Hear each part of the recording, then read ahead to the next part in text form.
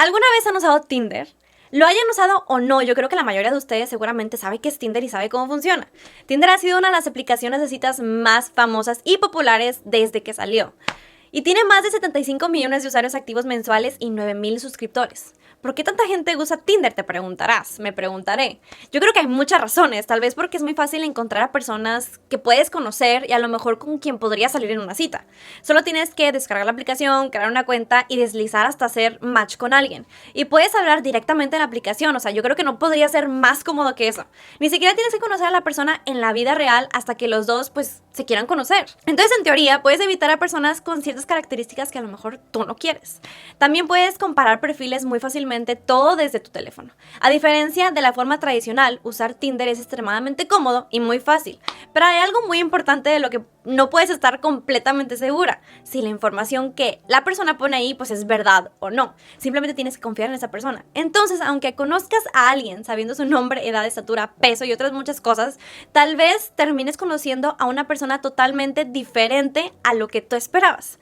Si la persona que imaginabas resulta ser muy diferente a lo que esperabas, pues ¿qué harías? Yo probablemente me sentiría como, no sé, ya no quiero esto, quiero irme a mi casa, quiero que esto se acabe pronto. Pero bueno, ¿qué tal si esa persona en realidad resulta ser incluso mejor de lo que esperabas? Porque la verdad, no lo sabes hasta que conoces a esta persona. Ahora imaginémonos otra cosa. Imaginemos que conoces a una persona por Tinder, pasan un buen momento juntos, te sientes bien, quieres volver a verla. Así que le preguntas si siente lo mismo y te dice que sí. Entonces intercambian Instagram. Empiezan a hablar por ahí, salen algunas veces más y te das cuenta de que te gusta esa persona. Sé que muchas personas podrían pensar que salir con alguien de Tinder no es muy buena idea, pero también hay muchas personas que no lo ven como algo malo y de hecho muchísima gente se conoce por Tinder, tiene relaciones buenas e incluso termina casándose. Yo, por ejemplo, conocí a mi esposo en una aplicación de intercambio de idiomas hace como 8 años y míranos, salimos mucho tiempo y hasta nos casamos. Hace 8 años mucha gente alrededor de mí pensaba y me decía que eso no iba a funcionar, pero pues se equivocaron.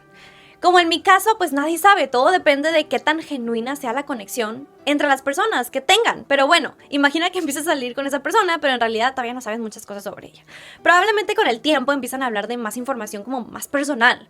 Pero ¿cuánto tiempo debería pasar para sentir que conoces lo suficientemente a alguien como para querer casarte?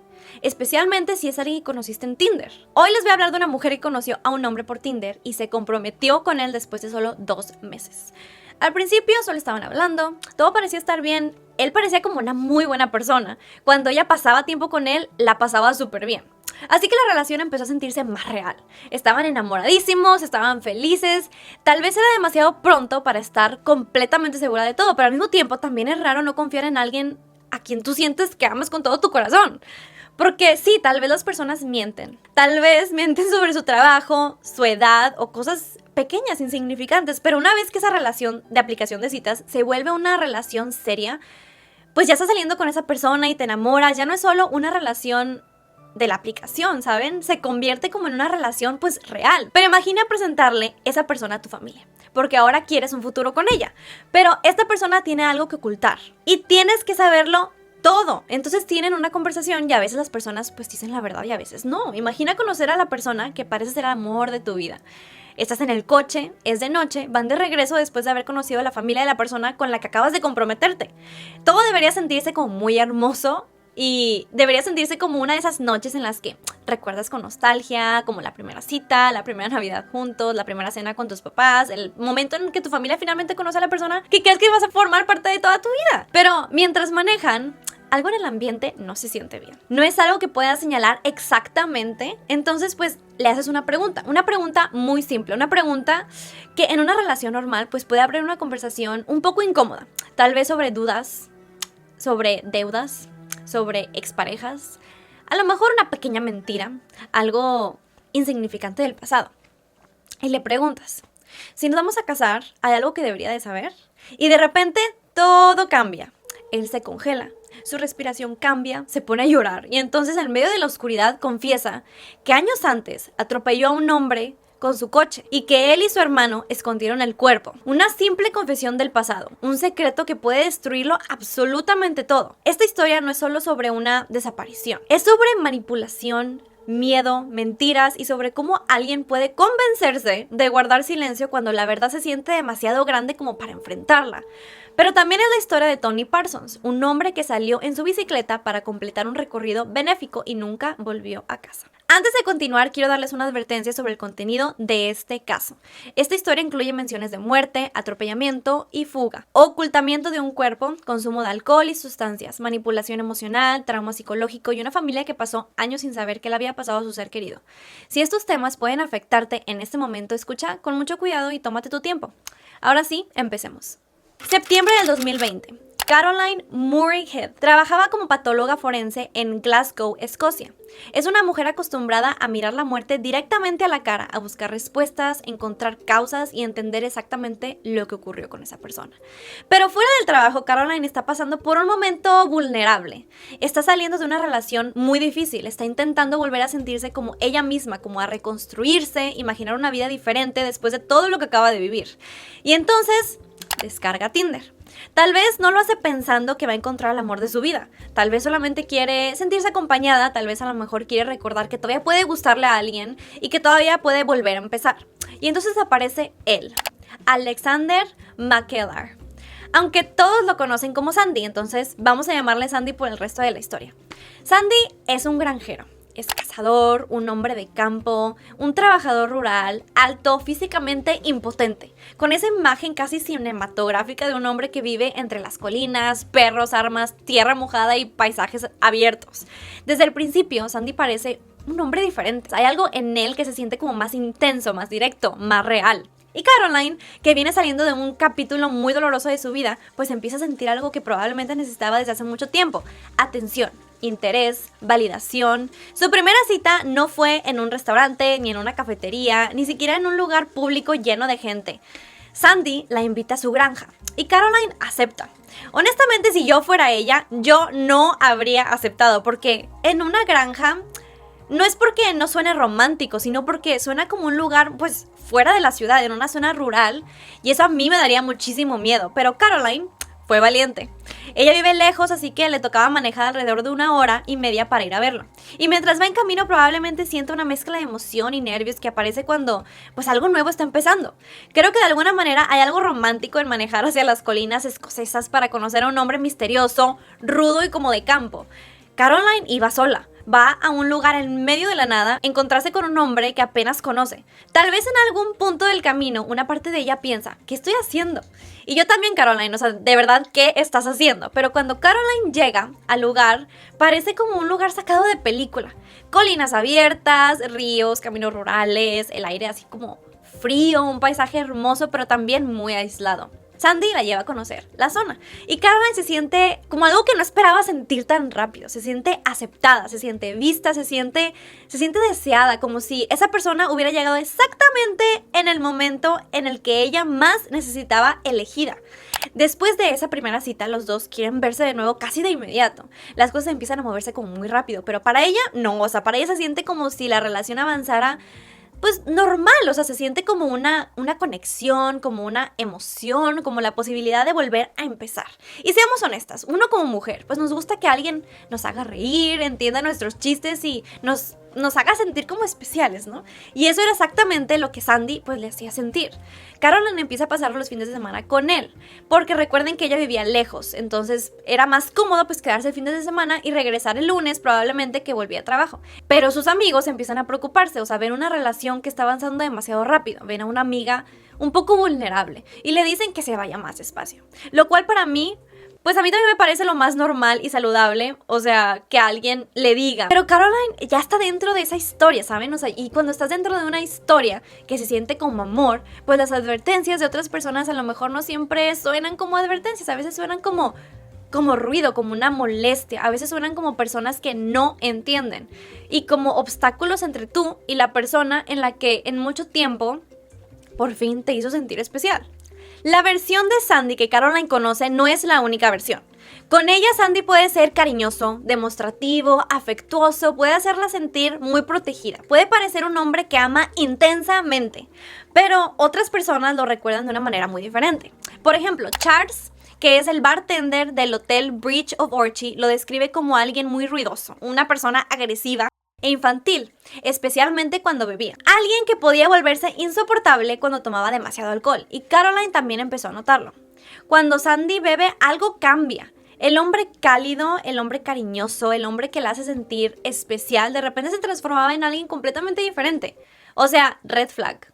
Red flag desde ahí, red flag número 1, debió de haber corrido, pero no corrió. Pero bueno, continuamos. Cuando estás enamorada, pues muchas veces no ves una señal de peligro como una señal de peligro. Robert McKellar, que es el hermano gemelo de Sandy, durante una fiesta, Robert le dice a Caroline algo que suena un poco más como una advertencia, la verdad. Le dice que su hermano no está bien de la cabeza. A mí me parece súper extraño que su propio hermano gemelo le diga que su hermano no está bien de la cabeza. Si yo tuviera un novio y su hermano me dijera algo así, yo me sacaría completamente de onda y me haría sentir muy incómoda y muy insegura, porque además, ¿qué significa exactamente eso? O sea, ¿significa que está loco? ¿O que tiene problemas psicológicos? ¿O exactamente qué quiere decir que tiene problemas en la cabeza, que está mal de la cabeza? Para finales de noviembre, apenas 2 meses después de conocerse, Sandy y Caroline deciden ir a practicar tiro en la propiedad del tío de Sandy. El tío de Sandy menciona algo como que un regalo de compromiso o un regalo de boda mientras estaban practicando tiro. Y Caroline se sorprendió porque se conocen de muy poco tiempo y Sandy la miró y le dejó claro que no era una broma. Le dice que sería un honor que ella se convirtiera en su esposa. Entonces Caroline llamó a sus padres tan emocionada y no podía creer lo que había escuchado. Entonces su madre Margaret escucha la emoción en su voz. Esa emoción rápida y nerviosa de alguien que está como que a punto de dar una noticia enorme. Y como madre, pues Margaret lo siente antes de que incluso Caroline se lo dijera. Por dentro esperaba que no fuera verdad, que no fuera eso que ella está pensando que Caroline está a punto de decirle. Pero Caroline pues le dice, le cuenta que Sandy podría casarse con ella. Margaret quedó en shock. Stephen, el padre de Caroline, tampoco entiende cómo puede hablar de algo tan serio cuando ellos ni siquiera lo han conocido. Aún así, intentan responderle como padres pues que aman a su hija, o sea, con mucho cuidado y con preocupación, pero sin destruir la felicidad que ella está sintiendo. Así que el 28 de noviembre del 2020, Sandy y Caroline se comprometen. 2 meses después de conocerse. Ok, sí, hay personas que pueden comprometerse una semana después de que se conocen y pueden seguir juntas durante años y años y ser feliz para siempre. O sea, yo no conozco casos así, pero he escuchado. Pero en mi experiencia y en los casos que yo conozco, pues eso casi no pasa, seamos honestos. Creo que nunca conoces a una persona al 100%. Hay personas que pasan décadas juntas y aún así siguen descubriendo cosas nuevas de la otra persona, pero 2 meses y no eran como amigos de años, ni siquiera eran como un amigo de un amigo, o sea, alguien que por lo menos alguien más conocía. Era alguien que conoció en Tinder, imagínense eso nada más. Sus padres estaban felices de ver a su hija, pero no podían ocultar que estaban preocupados de que anunciara un compromiso cuando apenas se conocían hace un par de meses. Margaret y Stephen querían pues conocerlo, así que lo invitaron a una cena en Navidad. Como padres, Margaret y Stephen se sentían como inquietos, porque todo parecía estar avanzando demasiado rápido. Y estamos hablando de 2 meses de conocerse, o sea, ya comprometidos, ya hablando de bodas y ellos ni siquiera lo habían conocido. Vamos a abrir un paréntesis aquí porque estamos hablando de un caso que ocurrió en Escocia. Y según los índices que yo encontré en línea, pues Escocia es considerado un país bastante seguro. Tiene índices muy bajos de violencia y ni siquiera hay como tanto turismo y en esa zona específica, especialmente pues alrededor de Glasgow. Entonces, basándome sobre esa información, yo pensaría que la gente podría tener pues la guardia muy baja al conocer a alguien. Porque si eso fuera en otro lugar del mundo, yo agarraría a mi hija y la cerraría hasta que volviera a sus sentidos. Es broma, pero no es broma. Después de anunciar su compromiso, Caroline y Sandy van de regreso en el coche. Es de noche y Caroline empieza a pensar lo que realmente significa pues unir tu vida con alguien. Porque no solo es amar a alguien para poderte casar, sino es conocer lo bueno, conocer lo malo. Porque si se van a casar, pues no puede haber ningún tipo de secretos. Entonces Caroline le hace una pregunta, la pregunta del millón. Una pregunta tan simple que en cualquier otra relación pues podría sonar algo incómodo, ¿no? De que, oye, si nos vamos a casar pues necesito saberlo todo el uno del otro, las cosas buenas y las malas y pues no puede haber secretos, algo que no me hayas dicho y que yo deba de saber. Entonces Sandy empezó a comportarse de una manera totalmente diferente y empieza a llorar. Caroline intenta entender lo que está pasando, intenta entender lo que está viendo. Tal vez piensa que le va a confesar pues algo muy difícil, pero no necesariamente algo terrible como lo que se viene. ¿Tiene un hijo que no le ha contado? No. ¿Tiene deudas? No. Entonces, ¿qué podría hacer? Sandy le pregunta que si lo ama. Caroline pues le dice que sí, y entonces él le pide que detenga el coche. Él le quita las llaves, le quita su teléfono y los guarda. Y los dos se salen del carro. Sandy le dice que había estado reuniendo todo el valor durante el día para contárselo. Y dice que nunca había amado a nadie ni confiado en alguien más de la forma en la que confiaba y amaba a ella. Entonces le cuenta el secreto que ha guardado durante años. Le confiesa que él y su hermano Robert estuvieron involucrados en la muerte y desaparición de una persona. Tony Parsons tenía 63 años. Era esposo, era padre y era abuelo. Había servido en la Marina Real Británica. Había sobrevivido al cáncer de próstata y después de sobrevivir esa enfermedad, quería hacer algo con esa segunda oportunidad de vida y quería ayudar. Así que decidió hacer un recorrido benéfico en bicicleta. La ruta era un poco difícil, era desde Fort Williams hasta su casa en Clackmannshire. Esperemos esté pronunciando esas cosas bien. Eran como más de 100 millas. Escocia realmente no es un país enorme. Comparado con otros lugares, su población es realmente pequeña. Mucha gente vive centrada como en ciertas ciudades, pero una vez que sales de esas zonas, hay carreteras largas donde literalmente puedes manejar durante mucho tiempo sin ver casi nada.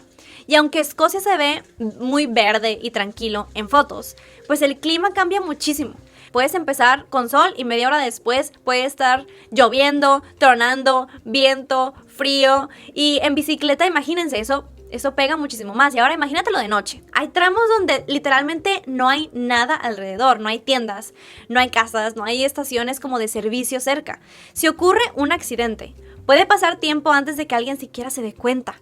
También hay algo cultural importante aquí en mencionar. En muchas partes de Europa y especialmente en Escocia, el alcohol es muy normalizado. Ir al pub, beber después de trabajar, tomar en reuniones sociales, es algo muy integrado en su cultura. Obviamente, eso no significa que todo el mundo tenga problemas de alcohol, obviamente. Pero sí significa que manejar después de beber probablemente es algo que ha ocurrido muchísimas veces. El problema es que muchas personas todavía subestiman lo peligroso que es manejar bajo la influencia del alcohol, porque no simplemente es estar un poquito tomado.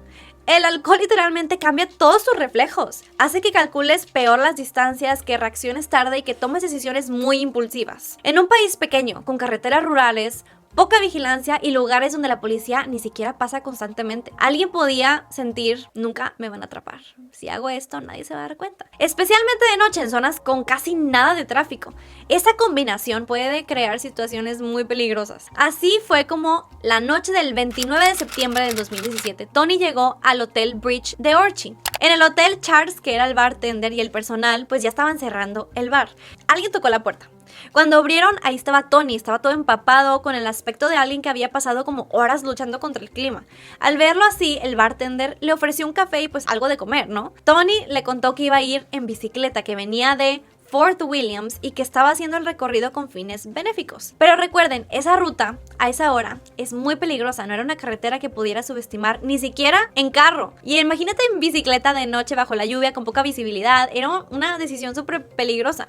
Y el personal del hotel pues lo sabía, entonces intentó convencerlo de quedarse y le ofrecieron pues una habitación para pasar la noche, pero Tony parecía muy decidido en continuar. Entonces él terminó su café y se salió del hotel. Y esa fue la última vez que alguien lo vio con vida. Según la confesión de Sandy, él dice que venía un camión con las luces altas y que las luces como lo cegaron y que de repente golpeó algo. Y ese algo era Tony Parsons. Pero aquí no está toda la verdad, porque lo que después se escuchó en la corte fue que Sandy iba manejando bajo la influencia del alcohol y a exceso de velocidad en una carretera remota de noche y con mal clima. Pero la parte más difícil de este caso es que Tony no murió instantáneamente. Según lo que después se presentó, estaba gravemente herido, tenía lesiones severas y era posible que todavía estuviera vivo incluso después del impacto. Y Sandy lo sabía, o al menos eso parece, porque se acercó lo suficiente como para darse cuenta de que Tony estaba gravemente herido. La decisión que vino después lo cambió absolutamente todo, porque un accidente puede ocurrir en segundos, pero no llamar a emergencias ya no solamente es un accidente, y esconder un cuerpo muchísimo menos. En la versión inicial que Sandy le da a Caroline, intenta envolverlo todo con la palabra accidente. Le dice que entraron en pánico, que discutieron sobre si ir a la policía o no ir, que tenían miedo de perderlo absolutamente todo y que no eran malas personas. Y Caroline, pues en ese momento, está recibiendo información casi imposible de procesar. O sea, ustedes imagínense, el hombre que amas está diciendo que mató a alguien. Es una de las confesiones que menos esperas escuchar. O sea, ni siquiera pasa por tu cabeza. Si mañana mi esposo viene y me dijera que mató a alguien, o sea, cállate la boca, definitivamente no sabría cómo reaccionar. Porque cuando amas a alguien, a veces tu mente intenta como encontrar una salida. A veces una salida puede no ser la correcta. Pero Caroline quiere creer y quiere convencerse de que sí fue un accidente y quiere creer que Sandy es bueno. Esa noche cuando llegan a su casa, Caroline dice que está muy cansada y se va primero a la cama. Pero ¿cómo puedes dormir después de haber escuchado algo así? Entonces ella toma su teléfono y empieza a buscar en Google la desaparición del ciclista. Y entonces el crimen deja de ser una confesión abstracta. Ya no es el ciclista, ya no es, el hombre. O sea, ahora es un hombre, de verdad, tiene la edad de su padre. Podría ser el papá de alguien. Podría ser el abuelo de alguien. Entonces Caroline se da cuenta de que la familia de Tony pasó años viviendo una pesadilla sin respuestas. Mientras Sandy simplemente siguió su vida normal. Al día siguiente, Sandy actúa como si todo siguiera siendo normal, ¿lo pueden creer? O sea, como si no acabara de confesarle a su futura esposa que había un cuerpo enterrado en su propiedad. Entonces Caroline pues intenta actuar normal. Pero ¿cómo actúas normal después de eso? ¿Cómo vas a trabajar? ¿Cómo entras a una morgue donde la muerte se estudia con precisión? Cuando sabes que el hombre con el que planeas casarte escondió una muerte. Margaret y Stephen estaban esperando la cena de Navidad. Están esperando conocer el prometido de su hija y Caroline tiene una frase atorada aquí en la garganta. Imagínense tenerle que contar a tus papás: mi prometido mató a alguien. Pero obviamente no sabes cómo decirlo. Ni siquiera sabes por dónde empezar, por dónde se empieza. Así que Caroline pues tuvo que tomar una decisión difícil y decide esperar. Deja pasar la Navidad. Deja para pensarlo después. Después, afuera, todos queremos creer que haríamos lo correcto inmediatamente, pero cuando estás dentro, hay como un miedo, hay amor, shock, culpa, manipulación. La mente no siempre funciona como en una película. A veces no solo piensas, no puedo hacer esto hoy. O sea, voy a esperar a que llegue Navidad. Entonces, llega Navidad. Sandy se sienta con la familia, come con ellos, se ríe con ellos y encaja súper bien. Y Margaret lo mira y piensa que tal vez su hija se sacó la lotería y encontró a alguien súper bueno. Y Caroline está ahí sentada, viendo cómo su familia acepta a un hombre que, según su propia confesión, enterró a otro hombre. Margaret pensó que Sandy era inteligente, parecía limpio, organizado y lo más importante que era para ellos era que fuera una persona educada. Durante la cena, Sandy le hace una pregunta a Margaret. Señora, ¿le molesta que yo no haya tenido la educación que tuvo Caroline? Y Margaret le responde: eso no hace ninguna diferencia, lo único que me importa es que la ames, que la cuides y que seas una buena persona. Y Sandy le responde con mucha seguridad: sí la quiero, voy a cuidarla y soy una buena persona. Y Caroline sabía que hacer lo correcto significaba pues entregar al hombre que amaba. Pero al mismo tiempo también pensó: ¿por qué no dejarlo disfrutar un poco más como que de esta felicidad junto conmigo? Hasta que Sandy le pidió algo que la dejó sin palabras. El lugar en donde Tony estaba enterrado estaba cambiando. Había un nuevo dueño y había planes de construcción cerca de esa área.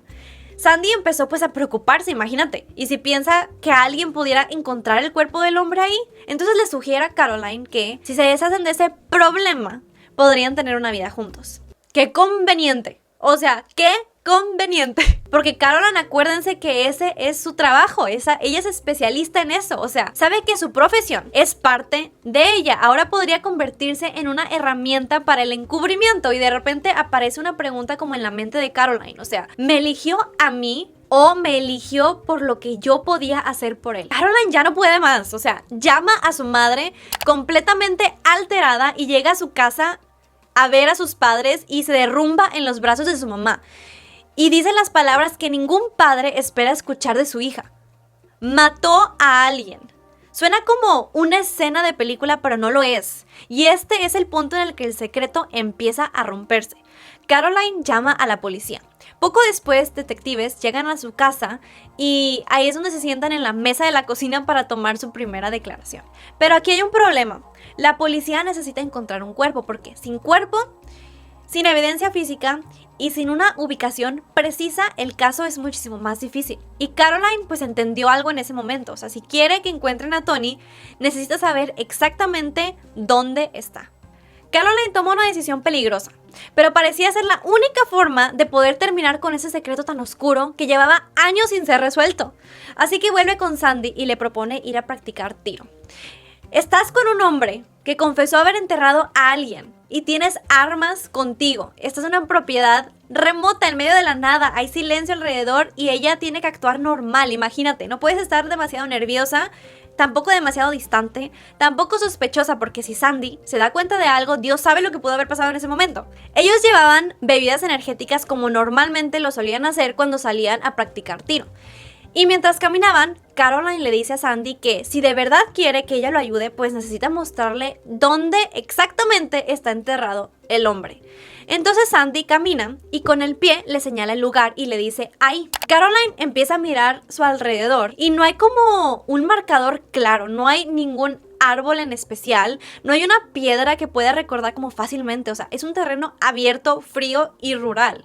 Es un lugar en donde todo se ve igual. Entonces ella pensó en una lata. La lata de bebida energética que acababa de tomarse. Entonces ella aplasta la lata después de acabarse su bebida y la tira por detrás suyo como si fuera basura. No como si significase algo. O sea, ella simplemente lo tiró y se fue. Pero en realidad ahí es donde esa lata se convierte en un marcador. Es una señal silenciosa para que la policía pueda encontrar a Tony. Una noche, Sandy la invita a una fiesta con sus amigos y Caroline le pide que mande la ubicación en vivo. Y ella le manda esa ubicación a la policía. Caroline se sentía como una traidora. Seamos honestos aquí entre nos, traicionó a Sandy. Ella sabía que moralmente Tony merecía ser encontrado, aunque ella emocionalmente todavía siguiera atrapada de amor en Sandy. Para finales del diciembre del 2020, la información de Caroline que fue llevada a la policía pues empezó a enfocarse más en los McKellar y en el área de entierro. Durante años se habían invertido enormes recursos en la búsqueda de Tony Parsons. Voluntarios, policía, llamados públicos, familiares esperando noticias, pero nada. Y de repente la primera pista real en años viene de una mujer que se había enamorado del hombre equivocado. El área marcada con la lata de bebida energética pues fue registrada.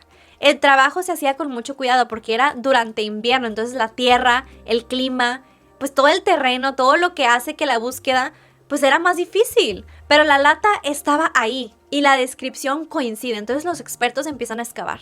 Y entre el 13 y el 14 de enero del 2021 aparecen los restos humanos. Tony Parsons fue encontrado. Después de más de 3 años, después de una familia buscando respuestas, después de la desaparición que parecía ser inexplicable, Tony reaparece no porque Sandy decidiera hacer lo correcto, sino porque Caroline marcó el lugar. La familia de Tony, que había vivido durante años sin saber, finalmente pues tiene una respuesta.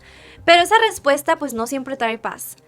A veces trae otro tipo de dolor, porque ya no se trata de imaginar posibilidades. Ahora saben que Tony no se perdió. Saben que Tony no desapareció por accidente en las montañas. Los hermanos McKellar fueron arrestados, pero no permanecieron bajo custodia de manera permanente de inmediato. Y eso pues dejó a Caroline en una posición aterradora. Imagínense, si Sandy sospecha que ella fue la que habló, ¿qué pasaría? Él sabe dónde vive, él tira las llaves, él la conoce. Y Caroline tiene que seguir actuando como si nada hubiera cambiado. Cuando Sandy se acerca a ella una vez más, la busca después de salir de la policía, él parece feliz de verla. Entonces esto calma a Caroline por un momento. Tal vez él no sabe que ella fue quien lo expuso y tal vez ella puede seguir fingiendo. Mientras la investigación sigue en curso, la granja de los hermanos estaba bajo custodia de la policía, lo que significa que ellos no podían volver a casa. Así que los hermanos se quedaron en el apartamento de Caroline. Caroline vivió con Sandy y con Robert sabiendo absolutamente todo y siendo al mismo tiempo la persona que está ayudando a la policía. Robert le cuenta algo que cambia la manera en la que Caroline pues entendió el accidente. le da la otra versión, una versión más oscura. Dice que escondieron el cuerpo para que otros vehículos no lo vieran, que se fueron de la escena, que cambiaron de vehículo, dejaron sus tarjetas SIM, cambiaron de ropa, usaron guantes y que regresaron. Y que además Tony seguía vivo, pero cada vez más débil. Después lo movieron y al día siguiente lo enterraron. Caroline empezó a grabar, primero con una computadora fingiendo que estaba jugando como en línea. Después grabó con su teléfono. Intenta obtener información, intenta hacer que hablen. Y en una conversación, Sandy dice algo como, ¿era mi vida o la de él? Una frase que reveló muchísimo, porque Sandy no solo está hablando de pánico, está hablando de una decisión, de su vida o la de Tony. Yo creo que una de las partes más difíciles de entender de este caso es por qué Caroline se mantuvo cerca de Sandy. ¿Por qué siguió contestando? ¿Por qué siguió viéndolo? ¿Por qué permaneció envuelta como en esa burbuja de mentiras? Porque esta historia no es simple. O sea, Caroline, para empezar, no era una detective entrenada para vivir encubierta. No era un agente de policía. Era una mujer que había querido pues estar enamorada y de repente esa vida se convierte en una misión, una amenaza y una mentira permanente. Después de unos días, a los gemelos se les permite regresar a su granja. Sandy llama a Caroline y gritando por el teléfono la acusa de haberlo entregado. Sandy llega furioso al departamento de Caroline, cierra de golpe la puerta del coche y al bajar y con las llaves de Caroline pues que la había ella dado antes, pues abre la puerta y Caroline, aterrada, piensa que él la va a matar, pero él parece como más destruido que otra cosa. Sandy le confiesa que la amaba y que confiaba en ella y que por eso sintió que podía contarle su secreto. Sandy le pide perdón por involucrarla pues en algo que no era culpa de ella. Sandy no le hizo daño esa noche, pero las cosas pudieron haber salido muy mal, imagínense. Los restos de Tony Parsons son analizados. Su cuerpo fue llevado a la morgue donde trabajaba Caroline. Ahora, como ella tenía acceso a toda la información del caso, tuvo que ser suspendida temporalmente para evitar un conflicto de interés. Se confirma que Tony sufrió lesiones graves, por ejemplo, fracturas severas en las costillas, la pelvis y la columna. Las lesiones en la costilla afectaban su respiración. También pudo haber sufrido un pulmón colapsado. Los expertos concluyen que Tony probablemente no habría sobrevivido pues más de 20 o 30 minutos sin atención médica, pero también que era poco probable que hubiera muerto instantáneamente. Y eso deja una pregunta imposible. ¿Qué habría pasado si Sandy y Robert hubieran llamado a emergencias? Tal vez Tony no habría sobrevivido como quiera. Tal vez sí. Pero nunca tuvo esa oportunidad porque nunca recibió esa llamada, nunca recibió ese intento de ayuda. Sandy siguió enviándole a Caroline fotos, mensajes, notas de voz, diciéndole que la amaba, que la extrañaba y por más loco que suene lo que les voy a decir, Caroline volvió a sentirse amada. Así que ella, cegada por el amor y la atención, regresó, aunque sabía que no estaba bien. Cometió un error que la llevó a un lugar muy oscuro, porque durante más de 6 meses, Caroline, Robert y Sandy se hundieron en drogas y alcohol como una forma de escapar la realidad. Ellos estaban aislados en una granja y muchas veces, mientras Sandy estaba drogado o intoxicado, hablaba abiertamente del caso y Caroline lo grababa en secreto. Grabaciones que después ella entregó a la policía. Después de tantas confesiones que Sandy hizo mientras estaba bajo la influencia, Caroline se dio cuenta de que el hombre del que estaba enamorada pues no era la persona que ella creía. Y esa burbuja falsa de felicidad finalmente se reventó. En diciembre del 2021, aproximadamente 11 meses después de que se encontraran los restos, Alexander, alias Sandy, y Robert, su hermano gemelo, son arrestados de nuevo y formalmente acusados de asesinato. Caroline es una testigo principal, central y súper importante de este caso. Caroline recibió una orden para presentarse y testificar. Si no se presentaba, ella podría enfrentar consecuencias legales inimaginables. Según lo que ella ha dicho, debía haber sido protegida y apoyada psicológicamente por las autoridades. También ha alegado que se sintió presionada para seguir obteniendo información. Desde su perspectiva, el sistema le pidió demasiado y la protegió muy poco. La policía y las autoridades han sostenido que sí se le ofreció el apoyo adecuado, pero muchas de las quejas ni siquiera se han hecho públicas ni en detalle. El día que ella debía presentarse en la corte, Caroline no fue.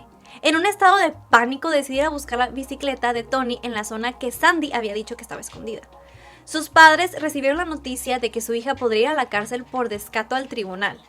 Pero entonces, antes de que el juicio avanzara como estaba planeado, los hermanos cambian de postura y se declaran culpables. En julio de 2023, en el Tribunal Superior de Glasgow, Alexander McKellar se declara culpable de homicidio culpable y de intentar prevenir el curso de la justicia. Robert McKellar se declara culpable de intentar prevenir el curso de la justicia. Esto significa que Alexander no fue condenado por asesinato. Y creo que es importante decirlo claramente porque el caso habría comenzado con cargos de asesinato, pero la condena final no fue por asesinato. La condena final de Alexander fue por homicidio culpable y por el encubrimiento. La de Robert simplemente fue por encubrimiento. Alexander, alias Andy, recibió 12 años de prisión. Robert McKellar recibió 5 años y 3 meses de prisión. Para muchas personas, la sentencia se siente muy insuficiente, pero legalmente ese fue el resultado. La familia de Tony no pudo vivir su duelo de manera normal, ni cuando él desapareció, ni cuando lo buscaron, ni cuando pasaron años sin respuestas. O sea, el duelo quedó como suspendido, como si el tiempo no pudiera avanzar porque nadie sabía dónde estaba Tony. Y cuando finalmente llegó la verdad, ni siquiera llegó limpia. Y decirlo así pues suena muy obvio, pero importa porque en muchos documentales la víctima termina convirtiéndose en el caso. La foto, el nombre que aparece pues al principio. Pero Tony, pues es mucho más que eso. Él era un esposo, padre, abuelo, un hombre que había sobrevivido al cáncer y estaba haciendo un recorrido benéfico en bicicleta. Alexander McKellar, según la información pública más reciente, sigue cumpliendo su sentencia de 12 años en prisión en Escocia. Y su hermano Robert, según la información más reciente, también sigue cumpliendo su sentencia de 5 años y 3 meses. Para Caroline, su vida, imagínense, o sea, quedó profundamente afectada.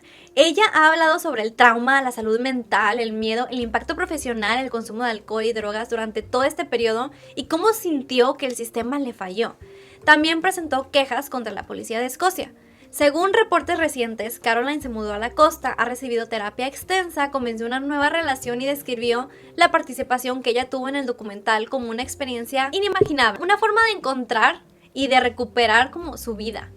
Pero seguir adelante no significa borrar, no significa que lo que pasó pues desaparece. Significa aprender a vivir después de haber estado dentro de una historia que nadie debería tener que haber vivido. Tony Parsons salió esa noche intentando completar pues un recorrido benéfico, pero lo que terminó definiendo su historia no fue ni la carretera, ni la lluvia, ni la oscuridad. Fue el silencio de las personas que pudieron haber pedido ayuda y eligieron esconder la verdad. Hasta aquí llega el episodio del día de hoy.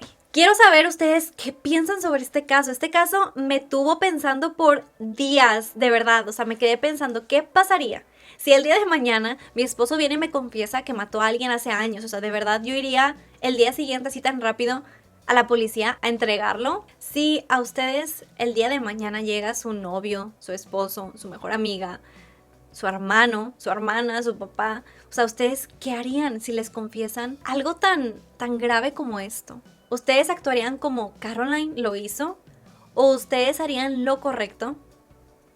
¿Irían a la policía en ese mismo momento y entregarían a esa persona que a lo mejor les importa demasiado? ¿Qué harían? De verdad, este caso me dejó traumada por varios días, la verdad, voy a ser honesta. O sea, me dejó pensando. Me pareció increíble y es una situación muy debatible, yo creo. Y si a ustedes les gustan ese tipo de casos de la vida real, los crímenes, los misterios, los documentales acerca de todos estos tipos de cosas tan raras que a mí me gustan, pues los invito a suscribirse y acompañarme en los próximos episodios. Y si les gustó este video y los mantuve escuchando hasta el final, pues déjenme un like, porque eso me ayuda muchísimo para que este canal pueda seguir creciendo y para que yo pueda seguir trayendo más historias como esta. Gracias por estar aquí, gracias por escuchar esta historia conmigo y nos vemos en el próximo caso. Cuídense muchísimo. Bye.